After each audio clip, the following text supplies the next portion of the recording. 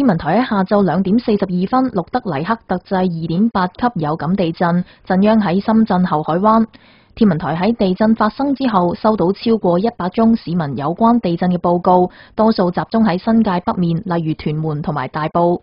天文台科學主任胡宏俊指，今次地震嘅烈度屬於4，相等於有大貨車經過，物件有震盪。咁今次地震咧，由於佢喺香港嗰個造成嗰個影響咧，都係只不過係修訂麥加利地震烈度表上面嘅第4度啦。咁嘅感覺咧，就好似有大貨車行過啦，咁啲門咧有啲喐下嘅啫。咁咧就遠遠咧就未去到咧就話會造成香港嘅地方咧會有財物啦或者係人命損毀嘅情況嘅。咁要去到一個係要有損毀嘅咧，基本上咧就要去到一個地震烈度去到7度或者以上嘅地震咧先至會出現嘅。咁今次距離嗰種地震咧就係仍然相當之遠嘅。